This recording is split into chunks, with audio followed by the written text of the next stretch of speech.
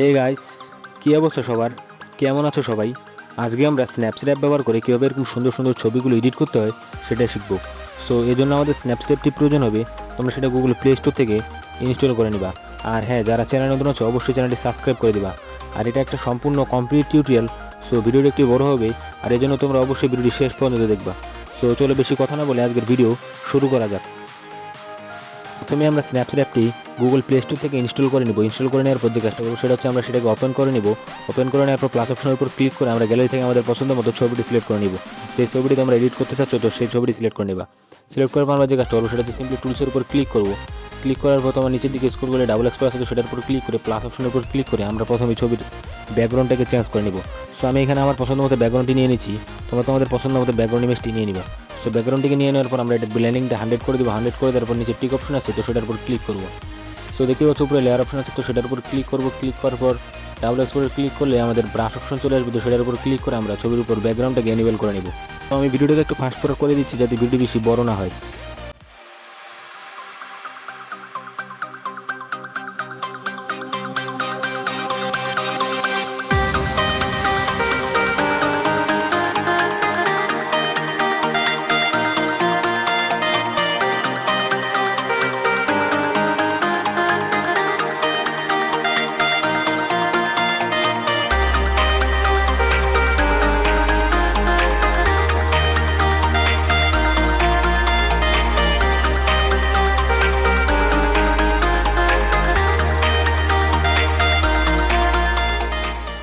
দেখতে পাচ্ছি এখানে আমরা ছবির উপর ব্যাকগ্রাউন্ডটাকে এনেবল করে নিলাম।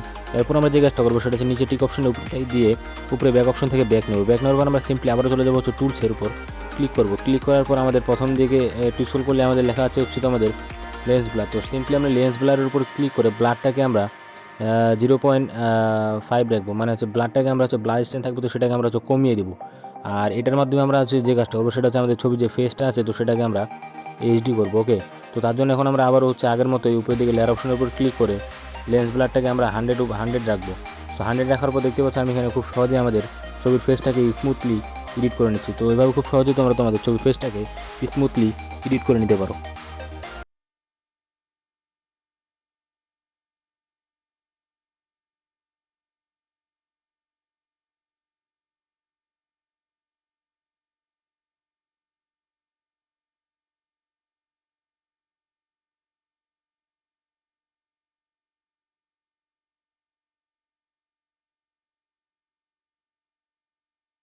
তো দেখতে পাচ্ছি এখানে আমরা ছবির বাকি অংশগুলোকে এইচডিভাবে এডিট করে নিলাম। সো এখন আমরা যে কাজটা করবো সেটা হচ্ছে নিচে টিক অপশন দেখতে পাচ্ছি তো সেটার উপর ক্লিক করবো। ক্লিক করার পর উপরে ব্যাক অপশন থেকে আমরা সিম্পলি ব্যাক নেব। ব্যাক নেওয়ার পর আবার আমরা টুলসের উপর ক্লিক করবো। ক্লিক করার পর যে কাজটা করবো সেটা হচ্ছে তোমাদের দেখতে পাচ্ছ টুন ইমেজ আসবে সেটার উপর ক্লিক করে ছবি যে ব্রাইটনেস কনস্ট্যান্ট এবং স্যাচুরেশনটা থাকবে তো সেটাকে আমরা ঠিকঠাক করে এখান থেকে অ্যাডজাস্ট করে নেব। তো তোমরা যদি ছবি অ্যাডজাস্ট করতে না পারো নিচের দিকে দেখতে পাচ্ছ একটা ব্রাশ অপশন আছে তো সেটার উপর ক্লিক করলে এখান থেকে অটো অ্যাডজাস্ট হয়ে যাবে। তো তোমরা খুব সহজে এখান থেকে অটো অ্যাডজাস্টটা ব্যবহার করতে পারো। দেখতে পাচ্ছ এখান থেকে আমরা আমাদের ছবির ব্রাইটনেস এবং কনস্ট্যান্টটাকে ঠিকঠাক অ্যাডজাস্ট করে নিলাম। এখন আমরা যে কাজটা করবো সেটা হচ্ছে তোমাদের সিলেক্টিভ লেখা আছে তো সিলেক্টিভের উপর ক্লিক করবো। ক্লিক করার পর আমরা এখান থেকে প্লাসের উপর ক্লিক করে একটা সিলেক্টিভ নিয়ে নেবো। নেওয়ার পর আমাদের ছবির যে ফেস থাকবে এবং বাকি যে অংশগুলো থাকবে তো সেগুলোর উপর আমরা সিলেক্টিভটাকে ঠিকঠাকভাবে অ্যাডজাস্টভাবে অ্যাড করে নেবো। অ্যাড করে নেওয়ার পর আমরা যে কাজটা করবো সেটা হচ্ছে আবার টুলসের উপর ক্লিক করবো। ক্লিক করার পর দেখতে পাচ্ছ ব্রাশ অপশন লেখা তো সেটার উপর ক্লিক করবো। ক্লিক করার পর আমাদের দেখতে পাচ্ছ এক্সপোশন লেখা আছে তো আমরা সিম্পলি এখন সেটার উপর ক্লিক করবো। ক্লিক করার পর এক্সপোশন 0.3 রাখবো। রাখার পর আমরা ছবির যে এক্সপোশনটা আছে তো সেটাকে আমরা হালকাভাবে বাড়িয়ে নেব। তো আমি এখান থেকে এক্সপোশনে 0.7 রাখলাম।